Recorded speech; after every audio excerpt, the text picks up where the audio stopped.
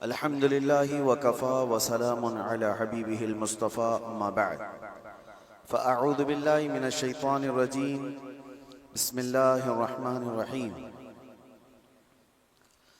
वला तहसबन्नल्लाहा गाफ़िलन अम्मा यअमलुज़ ज़ालिमून इन्नमा युअख़्खिरुहुम लियौमिन तशख़सु फ़ीहिल अबसार सदक़ल्लाहु मौलानल अज़ीम। बारगाह रिसालत मुआब सल्लल्लाहु अलैहि वसल्लम में दुरूद पाक का हदिया पेश करें। अल्लाहुम्मा सल्लि अला सय्यिदिना मुहम्मदिन मअदनिल जूदि वल करम व आलिहि व अस्हाबिहिल किराम व इब्निहिल करीम व बारिक व सल्लिम सलातन दाइमतन सरमदन अबदा। जब रब तबारक व तआला इंसान को पैदा करना चाहा तो कुरान में उसका जिक्र यूं है, वइज़ क़ाल रब्बुका लिल मलाइकति इन्नी जाइलुन फिल अर्दि खलीफा, कि अल्लाह ताला ने फरिश्तों से फरमाया कि मैं ज़मीन में अपना खलीफा बनाने वाला हूँ। इंसान को अल्लाह ने क्या फरमाया? अपना खलीफा। इंसान अल्लाह का नायब बनाया जा रहा है। तो फरिश्तों ने क्या कहा था रब ताला की बारगाह में? अतजअलु फ़ीहा मन युफ़सिदु फ़िल अर्द, अतजअलु फ़ीहा मन युफ़सिदु फ़ीहा, ऐ अल्लाह क्या तू ऐसे को खलीफा बनाएगा जो जमीन में जाकर फसाद मचाएगा, जुल्म करेगा, खून नाहक करेगा। अल्लाह तबारक व तआला ने इरशाद फरमाया, इन्नी अअलमु मा ला तअलमून, मैं जो जानता हूं वो तुम नहीं जानते। तो फरिश्तों का ये पूछना अल्लाह की बारगाह में कि जमीन में आने के बाद इंसान फसाद मचाएगा, बिल्कुल वो रियल बात थी और आज है। देखा जा रहा है कि जमीन में फसाद मचाने वालों की तादाद बढ़ती चली गई। लेकिन अल्लाह का निज़ाम है, ये दारुल अमल है, दारुल इम्तिहान है कि यहाँ भेजा गया है इंसानों को पावर देकर, ताकत देकर, इख्तियार देकर। पाबंदी ऐसे नहीं कि तुम कुछ नहीं कर सकते। आज़ाद अल्लाह तबारक व तआला ने इंसान को पैदा करके इम्तिहान के लिए इस ज़मीन पर भेजा है। लेकिन साथ में रब तबारक व तआला ने इंसानों को हिदायत देने के लिए और बुराइयों से बचाने के लिए अंबिया इकराम भी भेजता रहा कि तुम्हें सीधा रास्ता बताएंगे, फसाद मत करना। पहले दिन से इस रुए ज़मीन पर इंसानों के आने के बाद जो फसाद शुरू हुआ वो कत्ल से शुरू हुआ। आदम अलैहिस्सलाम के बड़े बेटे का कत्ल हो गया। दो चीजें आप जहन में रखें, इस रुए ज़मीन पर पहला फसाद है कत्ल। और वजह क्या बनी कत्ल की? औरत। औरत की वजह से, जो तारीखों में ये मिलता है, दो भाई एक ही औरत से शादी करना चाहते थे और एक के हक में वो जायज था जो शरीयत आदम में था, लेकिन दूसरा नाहक उस औरत को हासिल करना चाह रहा था। तो उसने अपनी औरत को हासिल करने के लिए रास्ते से उसके जायज शोहर को हटाने के लिए कत्ल कर दिया। ये दुनिया का पहला कत्ल था। तो कत्ल से शुरुआत हुई, औरत सबब बनी, उसके बाद ये फितनों का दौर और फसाद का दौर चलता रहा। रुए जमीन पर फसाद होता रहा और अंबिया इकराम अलैहिस्सलाम आते रहे और वो हिदायत दो तरीके से देते। जुबानी तौर पर, अखलाकी तौर पर जो दावत है उनकी सीधे रास्ते की वो देती, लेकिन कुछ ढीठ तबीयत के लोग होते हैं तो उनको अपने मौजिज़े दिखा करके दावत देते। कुछ लोग हैं जब तक उनको अचंभे वाली चीज नजर ना आए तो उनकी तबीयत एक्सेप्ट नहीं करती। तो अल्लाह के नबियों ने मौजिज़े भी दिखाए। मौजिज़ा नबी के हक होने की दलील है। ये दो चीजें जब नहीं मानी कौम ने, पहले उनकी वाज़ो नसीहत, दूसरे उनके मौजिज़े से भी नहीं मानी, तब फिर तीसरी चीज है अल्लाह का अजाब। अल्लाह का अजाब आया और उन्हें घेर लिया। और ये तारीख में एक बार नहीं, बार बार होता रहा। रब तबारक व तआला मोहलत देता है जालिमों को। और कुरान पाक की वही आयत मैंने आज आपके सामने तिलावत की। अल्लाह फरमाता है वला तहसबन्नल्लाह गाफिलन अम्मा यअमलु ज़ालिमून। लोगों, ये हरगिज गुमान मत करना कि अल्लाह तबारक व तआला जालिमों से बेखबर है। हरगिज ये मत सोचना कि वो गाफिल है अल्लाह जो कुछ जालिम कर रहे हैं इन कामों से, हरगिज नहीं। इन्नमा युअख्खिरुहुम, हाँ वो उनको ढील दिया हुआ है। लियौमिन तशखसु फीहिल अब्सार, उस दिन तक के लिए ढील दिया हुआ है जब सबकी आंखें उन्हें पहचान लेंगी और दर्दनाक तरीके से उनकी गिरफ्तारी होगी। जुल्म क्या चीज है, इसकी डेफिनेशन जरूरी है हर इंसान को मालूम होना। जुल्म आम तौर पर हम लोग ये समझते हैं कि ना इंसाफी, इनजस्टिस को जुल्म कहा जाता है और वो दूसरे के ऊपर जब भी किया जाए तो उसको जुल्म, बल्कि जुल्म आदमी अपने आप से शुरू करता है। कुरान पाक में कई जगहों पर अल्लाह ने ये बयान फरमाया कि वो बड़ा जालिम है जिसने अपनी जान पर जुल्म किया। दूसरों पर जुल्म बाद में होगा, तकरीबन इंसान अपने आप पर भी तो जुल्म कर रहा है। अपने आप पर जुल्म कैसा होगा, अपने आप पर जुल्म कैसे? अपने आप पर जुल्म ये है, जुल्म की तारीफ जो डेफिनेशन है वो ये है, वदअुश्शै अला गैरि महल्लिही, किसी भी चीज को उसकी असली जगह से हटाकर रख देना। टोपी को अगर कोई पाँव में पहने तो उसकी जगह तो नहीं है, चप्पल को कोई सरों पर रख रहा है तो उसकी जगह तो नहीं है। ये जुल्म है। जिस चीज का जो मकाम है उसको वहां पर रखना ये इंसाफ, और उस चीज से उसे हटा देना ये जुल्म। इसको क्या कहते हैं? जुल्म। किसी भी चीज की असली हैसियत से उसको हटा देना। अब इंसान अपने आप पर जुल्म कैसे कर रहा है? अल्लाह ने तुम्हें अशरफुल मखलूकात बनाया, और अगर तुम अपने आप को जानवर की जगह रख रहे हो तो जुल्म अपने आप पे कर रहे हो। सबसे पहले तुम अपने आप पर जुल्म कर रहे हो। तुम जानवर नहीं, तुम गलाजत नहीं खाते, तुम माँ बहनों के साथ ज़िना नहीं करते, अशरफुल मखलूकात बनाए गए हो। अल्लाह ने तुम्हें अक्ल सलीम अता किया, सूझबूझ की ताकत अता किया, अच्छे बुरे में तमीज करने का सलीका दिया। ये सारी चीजें अल्लाह ने तुम्हें अता की हैं। अगर इनका इस्तेमाल ना करते हुए इंसान अपने आप को गलाजत में डालता है तो गोया कि वो जुल्म अपने आप पर कर रहा है। सबसे पहले उसने अपने आप पर जुल्म किया। जब कभी कोई गुनाहों में मुलव्विस होता है तो कुरान कहता है उसने अपने आप पर जुल्म किया है। इसीलिए तौबा के मुतालिक जब भी फरमाया गया तो यही कहा गया, जिन लोगों ने अपनी जानों पर जुल्म किया है। अपनी जानों पर जुल्म करना आपको लगता होगा हैरत की बात है, कोई आदमी अपने आप पर कैसे जुल्म करेगा? जुल्म का मतलब सिर्फ वही नहीं चाकू छुरी तलवार से मार देना। जुल्म ये है अपनी हैसियत को गिरा देना। जो मकाम अल्लाह ने तुझे दिया था वो छोड़कर तुम किसी और गलाजत में पड़ गए, ये सबसे पहला जुल्म है जो हमने अपने आप के साथ किया इंसान होने के नाते। दूसरी और एक खास सिफत अल्लाह ताला ने आपको अता किया, आप इंसान होने के साथ साथ उम्मत मोहम्मदिया है।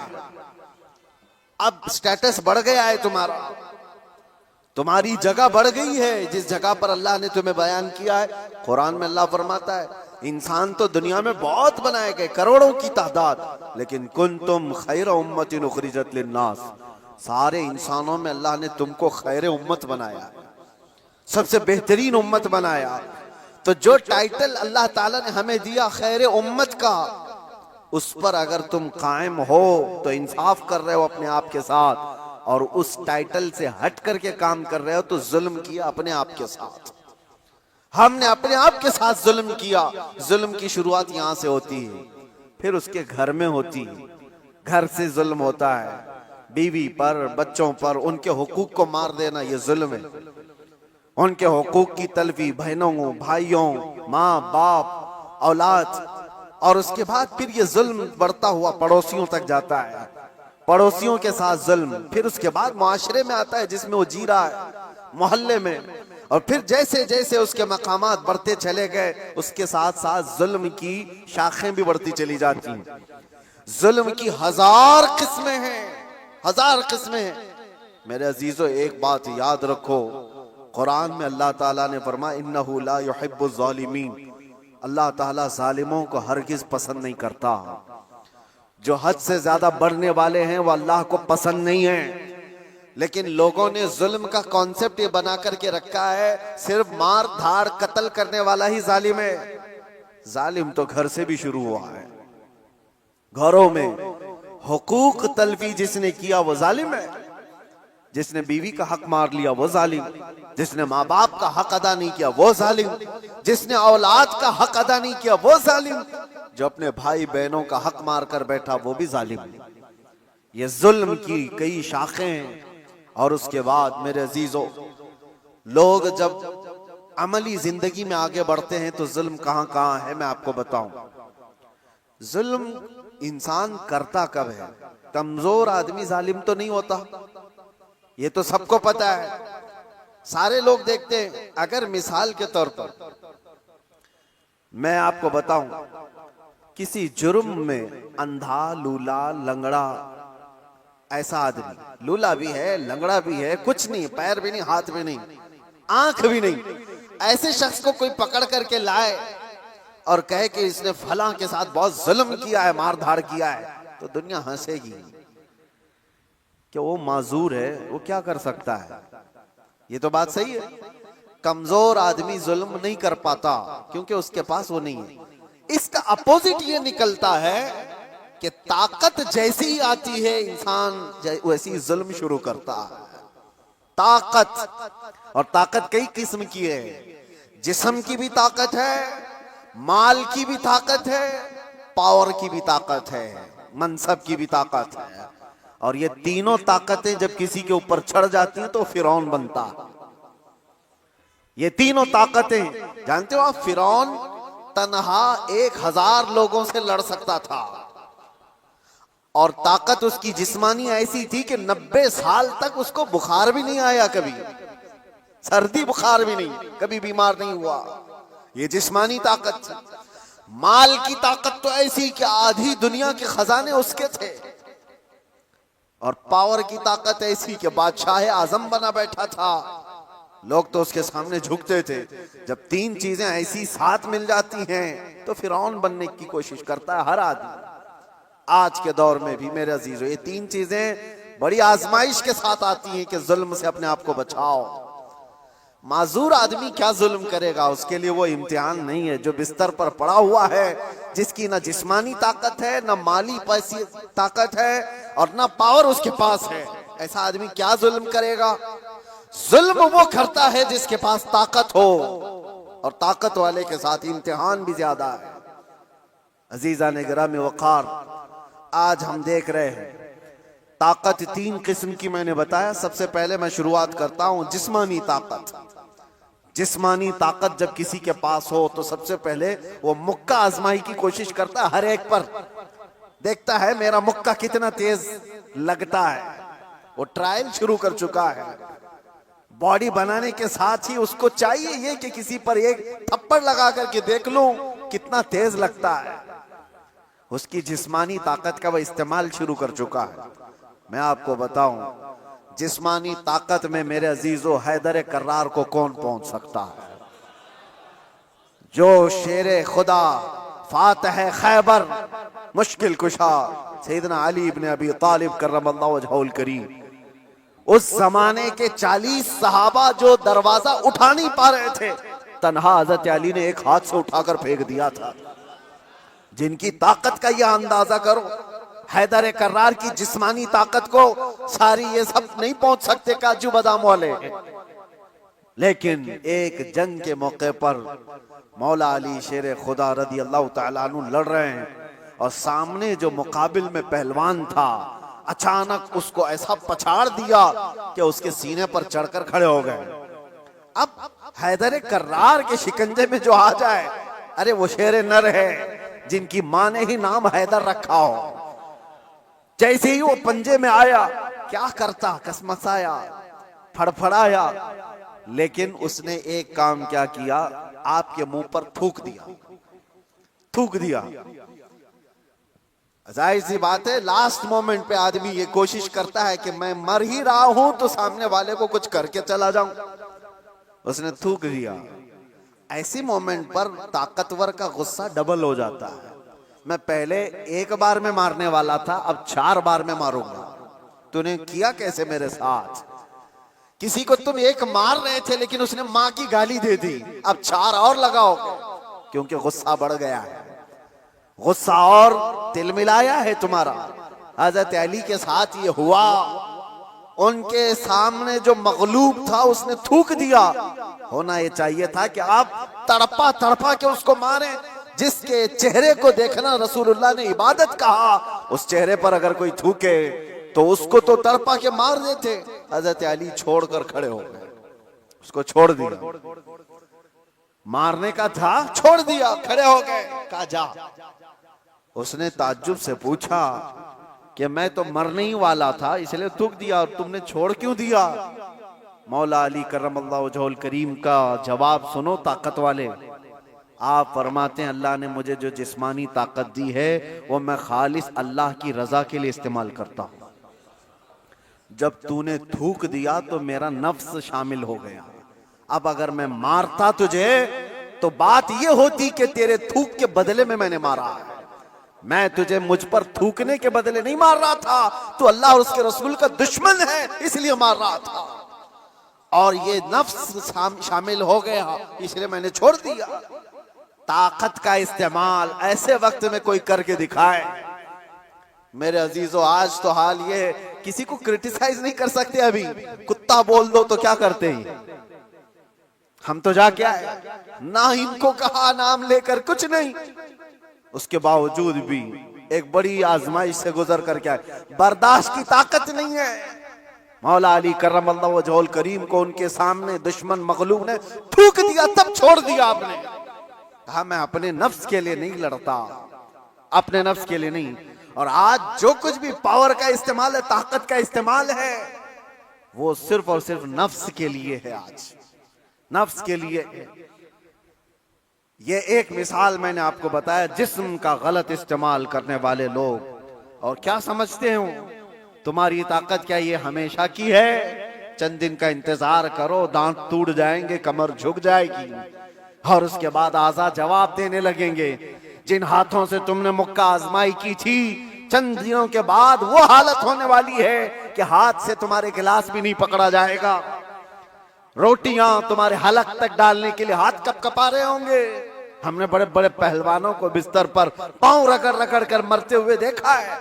ये जिस्मानी ताकत फानी है, खत्म होने वाली है। और समझ लो कि तुम्हें बुढ़ापा नहीं आया, कमजोरी नहीं आई, बीमारी नहीं आई, तब तो मौत तो आनी है, चाहे जवानी में आए।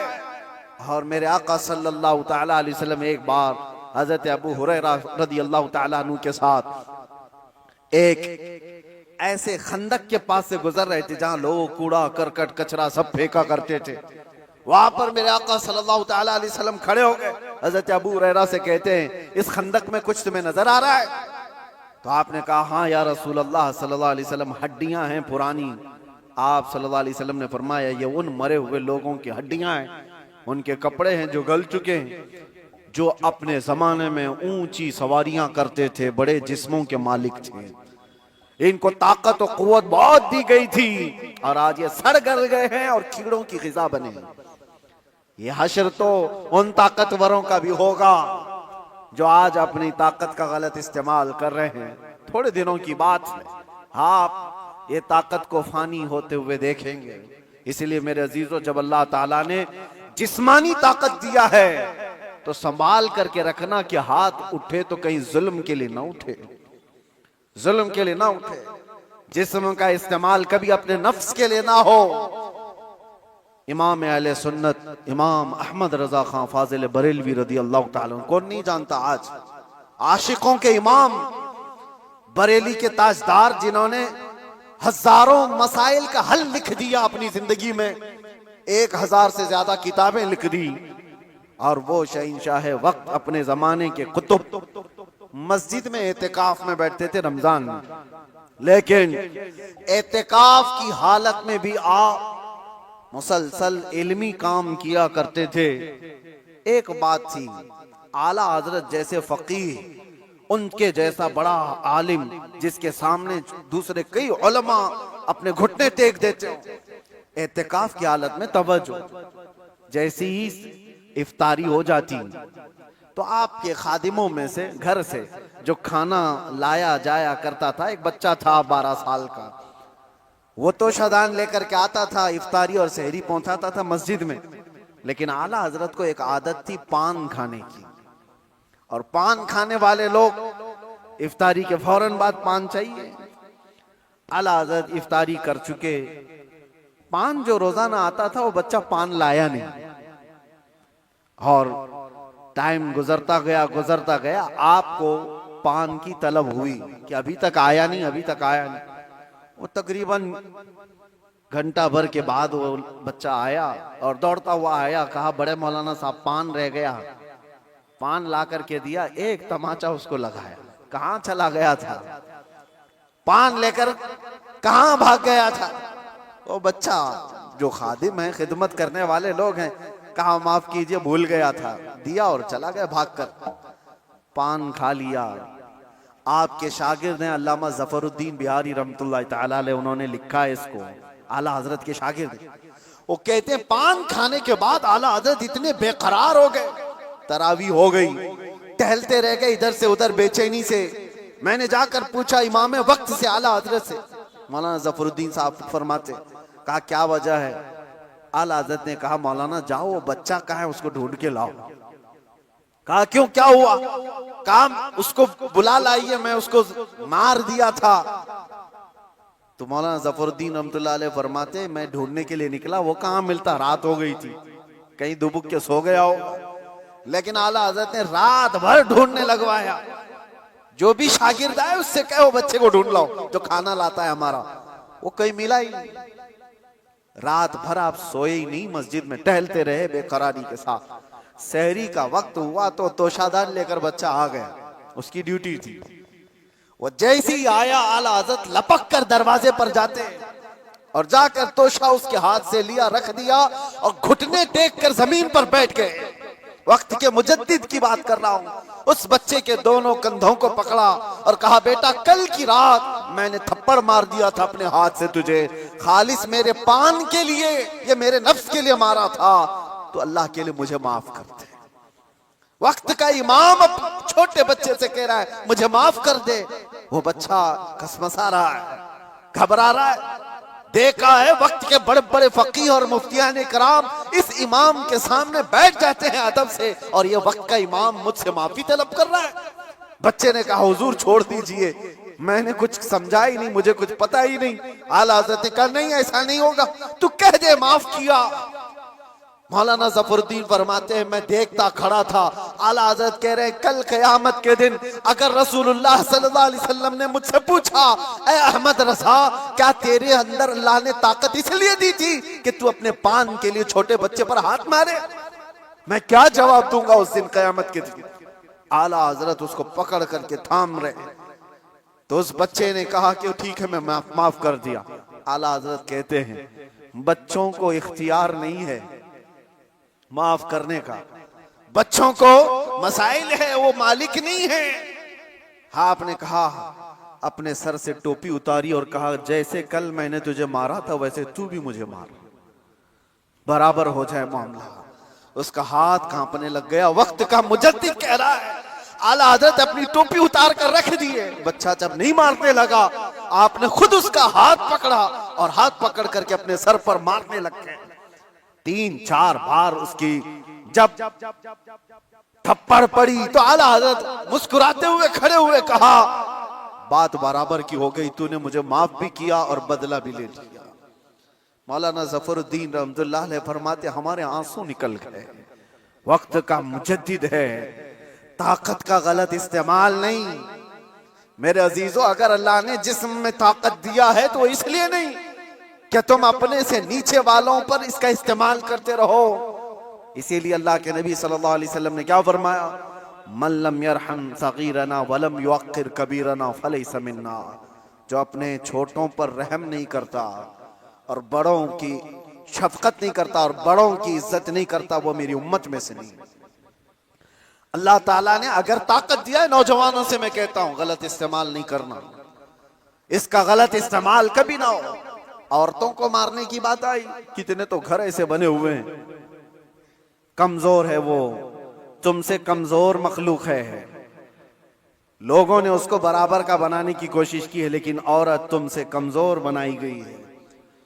उसको मारने का हुक्म कहीं पर भी नहीं दिया गया, कहीं पर भी नहीं, किसी भी तरह से। लोग आज अपनी ताकत का भरपूर इस्तेमाल इनके साथ करते हैं, औरतों के साथ। बहुत सख्त जवाब देना होगा मेरे अजीज। औरत तो औरत है, मखलूक भी है अल्लाह ताला की, लेकिन साथ में उम्मत मोहम्मदिया है। इसका जवाब तो बहुत है। हदीस में तो ये मिलता है, जानवरों को जिसने मारा बिला वजह के, कयामत के दिन वो जानवर उठाए जाएंगे और वो आएंगे, मुकद्दमा करेंगे अल्लाह की बारगाह में कि अल्लाह इसने मुझे फलां वक्त बगैर किसी वजह के मारा था। रब ताला उस जानवर को सींग अता करेगा और कहेगा कि तू इतना मार ले इसको यहाँ पर, और वहां सख्ती के साथ वो जानवर इस जालिम को मार रहे होंगे। अहले महशर उसको देख रहे हैं। जानवरों के साथ जुल्म को इस्लाम ने जायज नहीं किया। घरों में अपनी औरतों के साथ कौन जुल्म की इजाजत देगा? ये हुई डोमेस्टिक वायलेंस जिसको कहा गया है।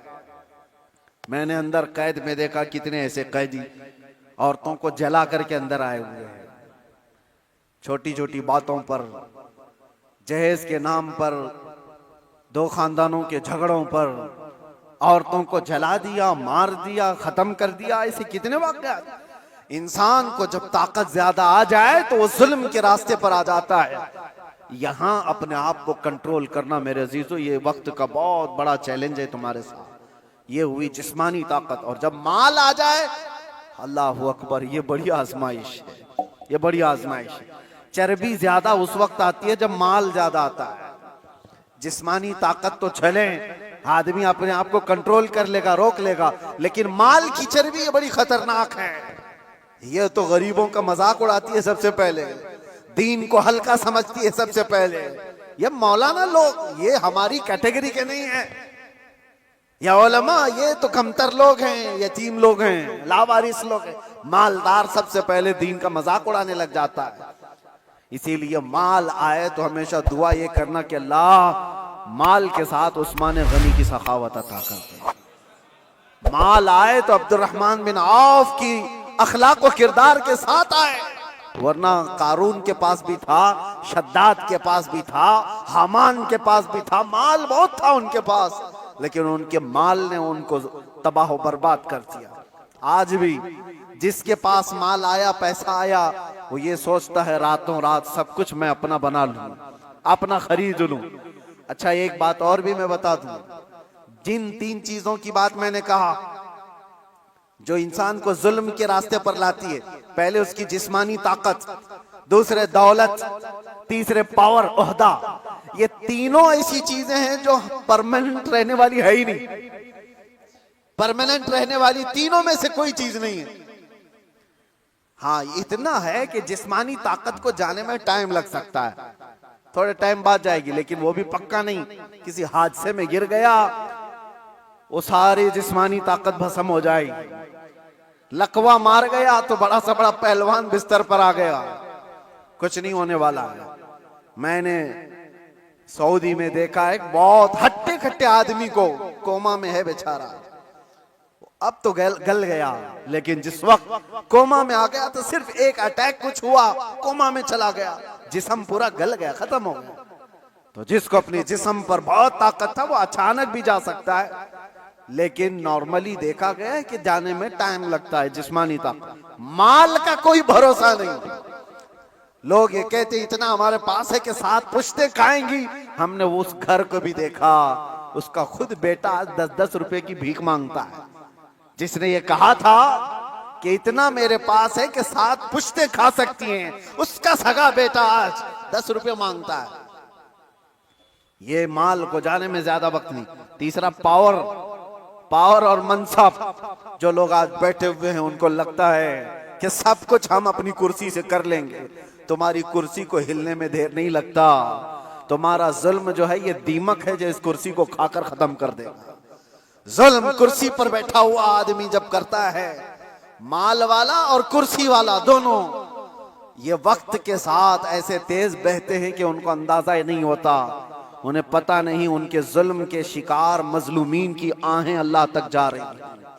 रब तबारक व तआला कुरान में फरमाता है कि अल्लाह तबारक व तआला इनके कामों से बेखबर नहीं। जो लोग पीड़ित हैं, जुल्म से निशाना बने हुए हैं, तो क्या इनको इंसाफ नहीं मिलेगा? दुनिया की अदालत इंसाफ ना दे, अल्लाह की अदालत तो है जो इंसाफ अता करे। जालिम दुनिया में भी भुगतेगा और आखिरत में उसका दर्दनाक अंजाम है, दर्दनाक अंजाम है। फिरौन के साथ क्या हुआ, नमरूद के साथ क्या हुआ? अरे एक मच्छर से हिलाक हो गए। फिरौन पानी में गर्क कर तबाह हो गया, गर्क होकर तबाह हो गया। अबू जहल को 2 छोटे बच्चों ने मार के गिरा दिया।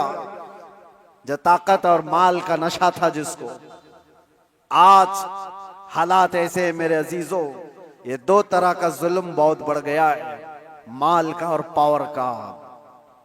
आज जो पूरी इंटरनेशनल न्यूज घूम रही है अमेरिका की दादागिरी, कोई बोलने वाला है इस पर? वो किसी भी मुल्क के राष्ट्रपति को उठा करके ले जाए, किसी को कुछ नहीं।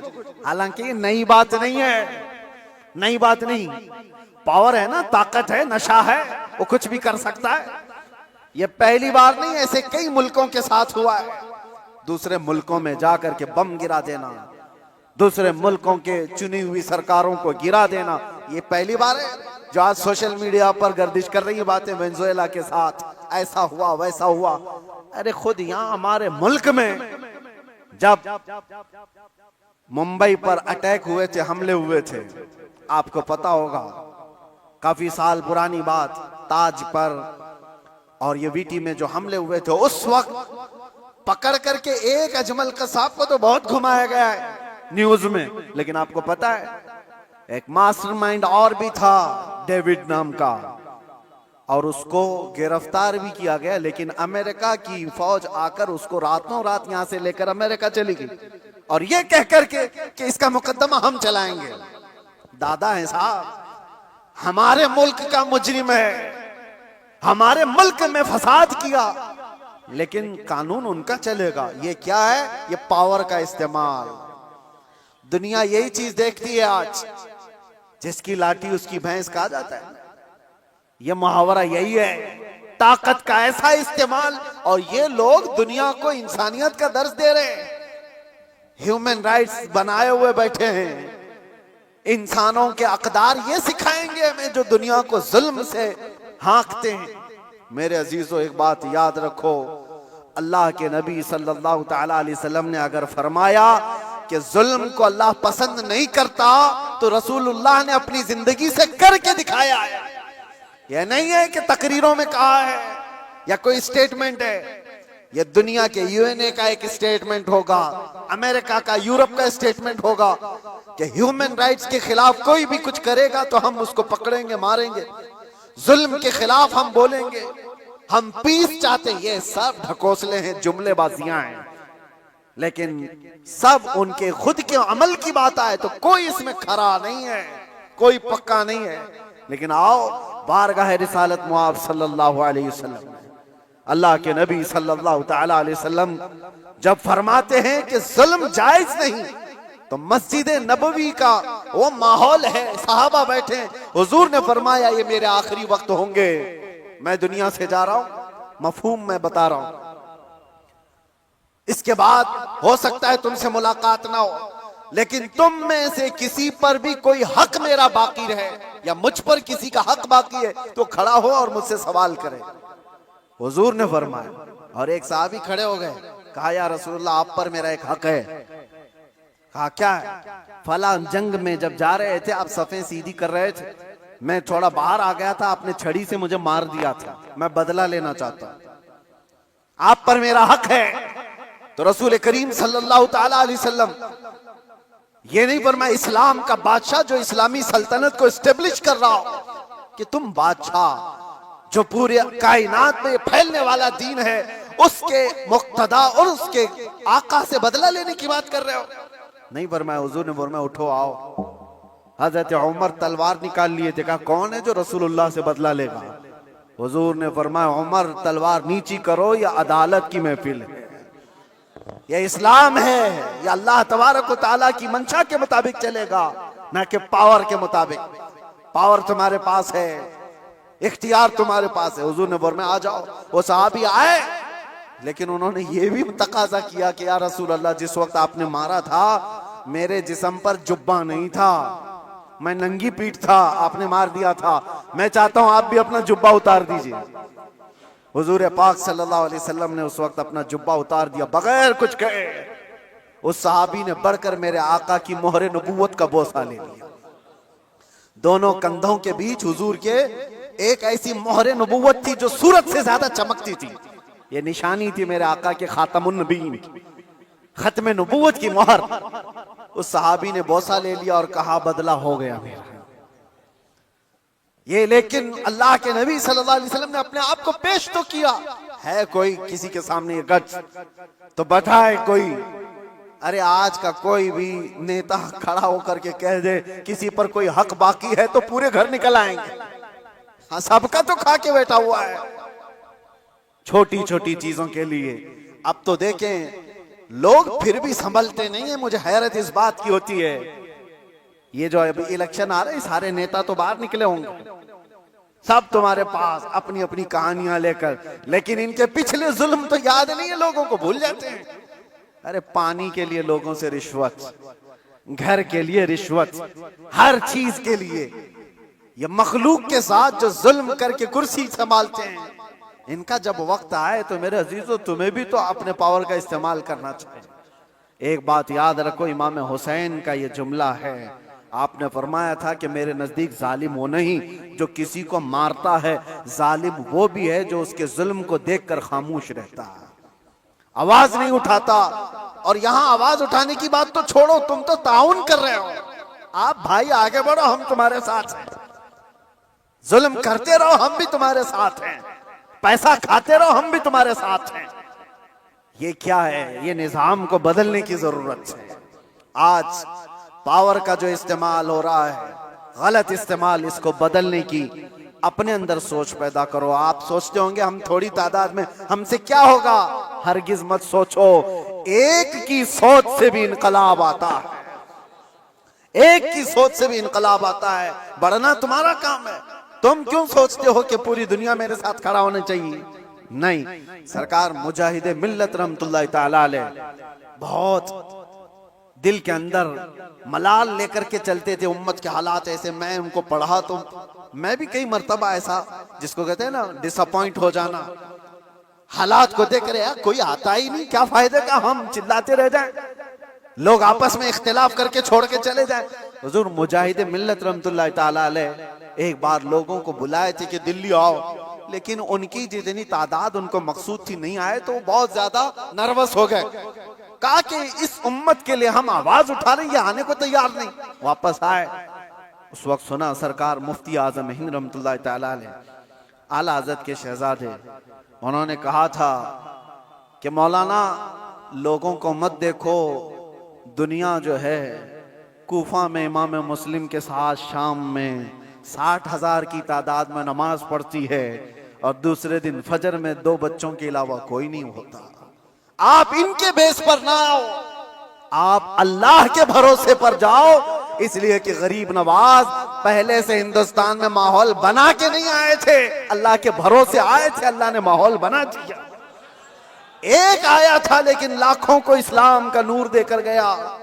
एक से भी होता है इनकलाब। आप क्यों सोचते हो कि मेरे चाहने से कुछ नहीं होगा? आप सोचो, खड़े हो इनकलाब के लिए कि मैं जालिम का साथ नहीं दूंगा, जुल्म के खिलाफ रहूंगा। लोग तो बिक रहे हैं आज।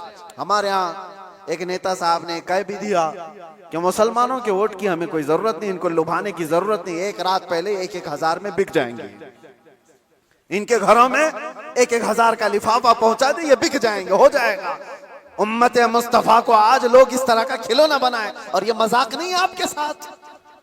आप उसके बावजूद भी ये कहते भाई आगे बढ़ो, हम तुम्हारे साथ हैं। जालिम का साथ देना भी बड़ा जुल्म है। कयामत के दिन इसका भी सवाल होगा आपके साथ, इसका भी सवाल होगा कि उसके जुल्म तक पहुंचने में कौन मददगार था? तुम मददगार थे, तुम सारे मददगार थे। इसकी पकड़ होगी। इसीलिए मेरे अजीजों, हो तो इंसाफ के साथ, नहीं तो मेरे आका ने जो फरमाया एक जमाना ऐसा आएगा कि लोग वही ईमान बचा पाएंगे जो अपने घर में टाट के कपड़े की तरह पड़े रहेंगे, वही लोग अपना ईमान बचा पाएंगे। आज वो हालात हमें दिख रहे हैं, कहां जाएं खुदा बंदा, ये तेरे सादा दिल बंदे किधर जाएं कि दुर्वेशी भी अय्यारी है, सुल्तानी भी मक्कारी है। आज वो हालात आ गए हैं। अजीजा ने गिरामे वक़ार, खुलासा कलाम मेरा ये है, अल्लाह ताला ने जुल्म को सख्त नापसंद फरमाया, जुल्म को सख्त नापसंद फरमाया। आज जो पूरी दुनिया पावर का और माल का जुल्म कर रही है, ये हमारे लिए नया नहीं है, लेकिन हम जूझ रहे हैं। इंतजार करो, हर जुल्म के बाद अल्लाह तबारक व तआला एक नई सुबह तुलू फरमाता है। जालिमों का वक्त जाएगा, उसको जाना है। कुरान कहता है वकुल जाअल हक व ज़हक़ल बातिल, आप फरमा दे महबूब हक आया और बातिल मिट गया। इन्नल बातिल कान ज़हूक़ा, और बातिल को तो मिटना ही है, मिटना ही है। जालिम को तो जाना ही है। वक्त आएगा हर एक का। इसीलिए मैंने वो जुमला कहा था जिसकी वजह से मुझे बड़ी सख्त सजा हो गई, कुछ देर की खामोशी। इसीलिए कहा था कुछ देर की खामोशी। ये जुल्म जितना भी होगा, अंधेरा हमेशा नहीं रहता, सुबह रोशन होगी। चांद को गहन हमेशा नहीं लगता, छट जाता है फिर वो चमकता है। ये उम्मत मोहम्मदिया है, आज खिजा रसीदा है, हालात खराब हुए हैं, लेकिन ये हमेशा के नहीं है। ये हालात छटेंगे और उम्मत मोहम्मदिया का वकार वापस आएगा। और हमारा काम क्या है? उम्मत को जगाना, बेदार करना, तुम्हारी तो हैसियत और तुम्हारी अपनी वैल्यू बताना कि तुम वो नहीं हो जिस तरह की जिंदगी गुजार रहे हो। 100 साल पहले इकबाल ने बहुत प्यारा शेर कहा था, बहुत प्यारा, हमें झिझोड़ते हुए कहा था कि उम्मत मोहम्मदिया को मुखातब करते हुए इकबाल ने कहा था कि पहाड़ बसेरा कर पहाड़ों की चट्टानों में, तू शाहीन है बसेरा कर पहाड़ों की चट्टानों में, नहीं तेरा नशीमन कसरे सुल्तानी के गुंबद पर। मतलब समझते हो, उर्दू है, नहीं तेरा नशीमन कसरे सुल्तानी के गुंबद पर। कसरे सुल्तानी बादशाह के महल का गुंबद कितना ऊंचा हो सकता है? ज्यादा से ज्यादा कितना फीट ऊंचा होगा? 200 फीट ऊंचा कर दिया होगा, 400 फीट ऊंचा होगा। लेकिन इकबाल कहता है वो गुंबद की ऊंचाई ये तेरी मंजिल नहीं है। एक परिंदा है शाहीन, जानते हो, जो सबसे ऊंचा उड़ता है, और इतना ऊंचा उड़ता है कि उसको कौवे भी नहीं देख सकते, कौवे भी नहीं देख पाते उसको। शाहीन इतना ऊंचा उड़ता है। और इकबाल इसको उम्मत मोहम्मदिया को कहता है, नहीं तेरा नशीमन कसरे सुल्तानी के गुंबद पर, तेरी ऊंचाई इतनी नहीं है, यहां बैठने की नहीं है, तू शाहीन है बसेरा कर पहाड़ों की चट्टानों में, तुम बुलंदी के लिए बनाए गए हो। ये क्या है? ये जो छोटी मोटी चीजें इसके लिए नहीं। अब आखिरी मेरा पैगाम ये है कि जुल्म ये भी है कि रिश्वत लेना, रिश्वत देना। अल्लाह के नबी सल्लल्लाहु अलैहि वसल्लम ने फरमाया, अर्राशी वल मुर्तशी किलाहुमा फिन्नार, रिश्वत लेने वाला, रिश्वत देने वाला दोनों जहन्नम में जाएंगे। मेरे आका ने फरमाया, हाँ, वोट के लिए जो पैसा बांट रहा है और जो ले रहा है, अगर ये रिश्वत की मंजिल में आया, दोनों जहन्नमी हैं। ये मेरे आका की हदीस है, इसीलिए कान खोल करके सुनो। उम्मत को हक बताना ये मेरा फरीजा है। बाद में जहन्नम का काम करना ना करना ये तुम्हारे हाथ में है। अल्लाह तबारक व तआला सबको हिदायत अता फरमाए। रब तबारक व तआला जुल्म की हर शाख से हमारी हिफाजत फरमाए। व आखिर दावाना अनिल हम्दुलिल्लाहि रब्बिल आलमीन। अस्सलामु अलैकुम।